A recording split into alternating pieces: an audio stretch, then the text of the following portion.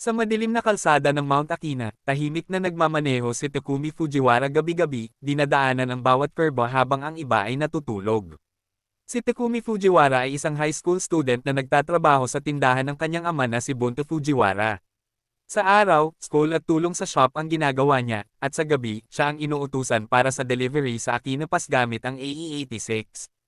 Sa gas station ng Akina, nag-uusap ang mga miyembro ng Akina Speedstars na sina Aitani at Atsuki habang nagtatrabaho rin sa lugar kasama ang kanilang gas station manager. Doon, napag-uusapan nila ang tungkol sa isang misteryosong AE-86 na mabilis bumababa sa Akina tuwing gabi. Tinatawag nila itong ghost car, at walang nakakaalam kung sino ang driver, pero paulit-ulit itong nakikita sa bundok. Habang nagiging usap-usapan ng Ghost AE-86, patuloy ang trabaho at normal na buhay sa gas station, habang lumalalim ang interes ng Speedstar sa mga nangyayari sa Akina Pass. Samantala, nagsisimula ng kumalat sa Akina ang balita tungkol sa pagdating ng Red Suns mula Akagi, isang elite racing team na pinamumunuan ni Ryosuke Takahashi at Keisuke Takahashi. Kilala sila sa kanilang mataas na antas ng driving skill at seryosong approach sa street racing. Sa Speedstars, pinag-uusapan nila ang Red Suns at ang hamon na dala nito sa Akina. Habang kasama ang Red Suns matapos ang run sa Akina, ikinwento ni Keisuke Takahashi ang isang hindi niya inaasahang pangyayari habang pababa siya sa bundok.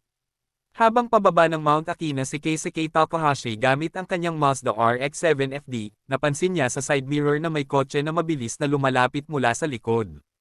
Nang makita niya ito ng mas malinaw, napagtanto niyang isang Toyota AE-86 ang sumusunod sa kanya sa downhill. Pagdating sa isang kurba, nagminor si Keisuke upang pumasok sa liko. Sa pagpasok sa isang kurba, nauna nang nakalusot ang AE-86 sa kanya.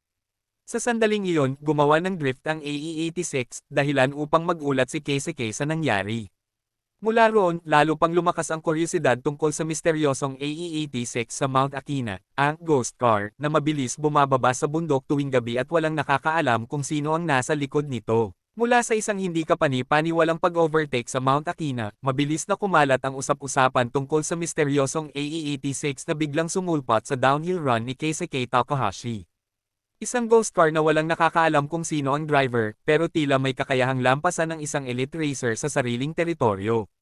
Sa gas station ng Akina, lalo pang umiinit ang diskusyon ni Aitani at Atsuki tungkol sa AE-86. Para sa kanila, hindi ito simpleng kotse lamang kundi posibleng isang bihasang street racer na matagal nang nagtatago sa bundok. Dahil dito, nagsisimulang humanga si Aitani sa ideya na may isang misteryosong driver na hindi pa niya nakikita. Si Atsuki naman ay mas lalong nahuhumaling sa AE-86, iniisip na ang ganitong sasakyan ay simbolo ng tunay na racing machine. Lumalalim ang kanyang interes sa kotse, hanggang sa maging paniniwala niya na may malaking potensyal ito sa street racing world. Sa kabilang banda, nananatiling tahimik si Takumi Fujiwara. Tuloy lang ang kanyang araw-araw na buhay bilang high school student at part-time worker sa Fujiwara Tofu Shop. Tuwing gabi, inuulit niya ang kanyang delivery run sa Mount Akina gamit ang AE-86, walang kamalay-malay sa lumalaking reputasyon ng kotse na ginagamit niya.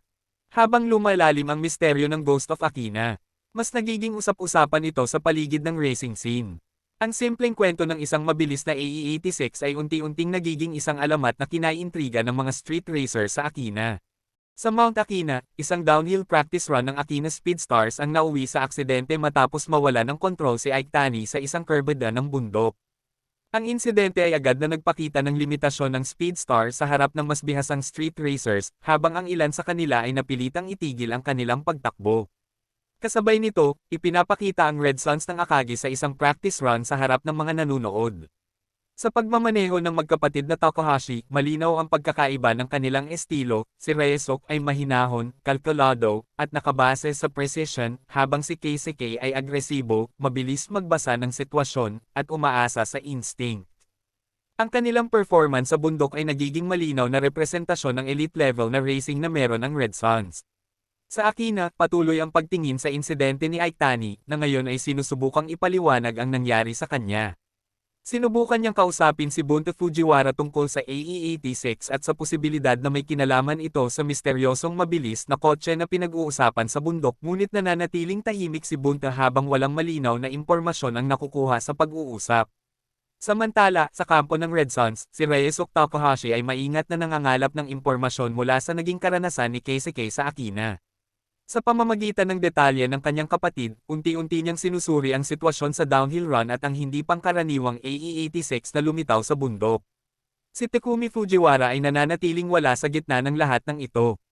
Patuloy ang kanyang normal na buhay sa paaralan at trabaho sa Fujiwara Tofu Shop, habang gabi-gabi niyang binabagtas ang Mount Akina gamit ang AE86 para sa delivery run, walang kamalay-malay sa lumalaking interes sa kanyang paligid.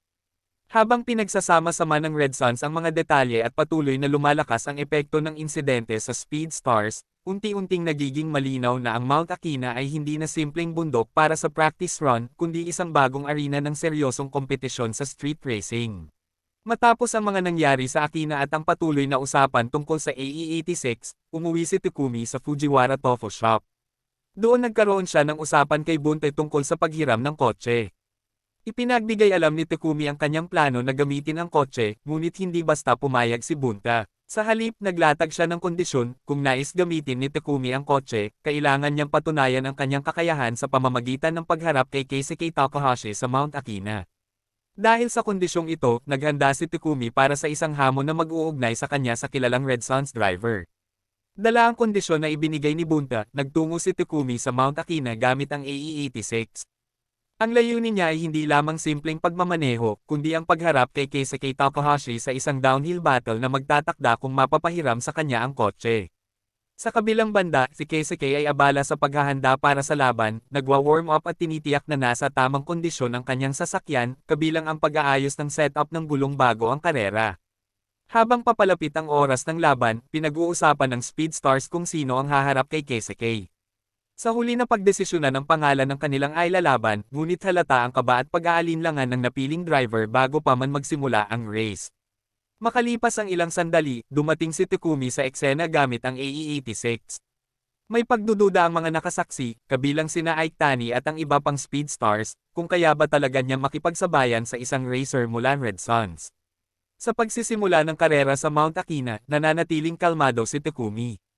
Hindi siya agad umaatake, bagkus ay nananatili lamang sa likod ng sasakyan ni Keisuke, binabasa ang takbo ng kalsada at ritmo ng downhill run. Si Keisuke naman ay agresibo sa kanyang pagtakbo, sinusubukang iwan si Takumi gamit ang kanyang bilis at diskarte sa bundok.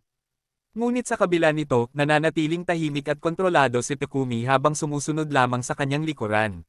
Patuloy siyang nakabuntot kay Keisuke habang bumibilis ang takbo ng laban.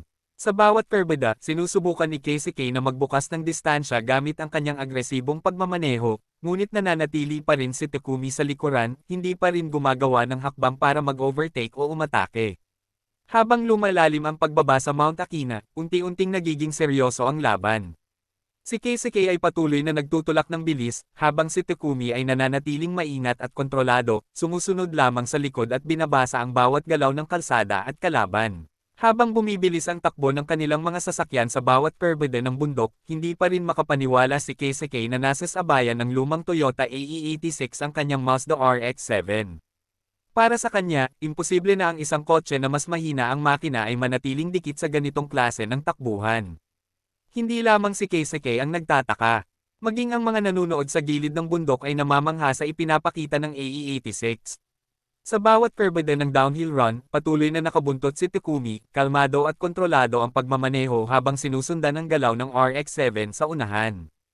Habang tumatagal ang laban, nagiging malinaw ang pagkakaiba ng kanilang estado ng isip. Si Takumi ay nananatiling tahimik at relaxed sa likod ng manibela, habang si Keisuke ay nagsisimulang makaramdam ng pressure dahil kailangan niyang panatilihin ang kanyang lamang sa karera. Sa paglapit nila sa isang hairpin corner ng Mount Akina, doon naghanda si Takumi para sa kanyang unang tunay na pag-atake. Sa halip na sundan lamang ang linya ni Keisuke, ginamit niya ang isang teknik na kilala sa downhill racing kung saan inilalagay ang panloob na gulong sa drainage gutter ng perbeda upang makakuha ng mas matalim na linya sa pagliko. Dahil sa teknik na ito, nagawa ni Takumi na pumasok sa hairpin ng mas mabilis at mas maaga kaysa kay Keisuke. Sa isang iglap, nagulat ang lahat ng nanunood nang makita nilang nalampasan ng AE86 ang RX-7 sa mismong perbeda. Matapos ang overtake na iyon, nakuha ni Takumi ang pangunguna sa karera. Sa kabila ng pagtatangka ni Keisuke na habulin muli ang AE86, nanatili sa unahan si Takumi hanggang sa matapos ang downhill run. Sa huli, si Takumi Fujiwara ang itinanghal na panalo sa laban sa Mount Akina.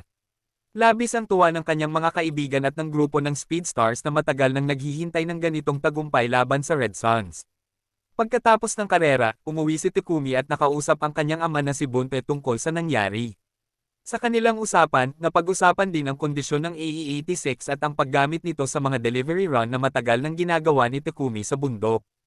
Samantala, pinag-usapan naman ni Reyesok at Keisuke ang kakaibang teknik na ginamit ni Takumi sa hairpin corner. Para kay Reyesok, malinaw na ang driver ng AE-86 ay may natatanging kakayahan sa downhill driving. Matapos ang lahat ng iyon, nagamit na rin ni Takumi ang AE-86 sa kanyang plano. Kasama niya si Natsuki Mogi, at magkasama silang nagpunta sa beach, habang tila nagsisimula ang isang mas personal na bahagi ng kanyang buhay sa labas ng racing. Sa unang laban pa lang sa Mount Akina, napatunayan na ni Takumi Fujiwara na hindi kailangang maging pinakamalakas ang kotse para manalo, kailangan lang ng tamang skill at control sa bundok. Pero ito pa lang ang simula ng mga laban na haharapin niya sa mundo ng street racing. Kung gusto mong malaman kung ano ang mangyayari sa mga susunod na karera ni Takumi, i-like mo ang video na ito at mag-comment ng Part 2.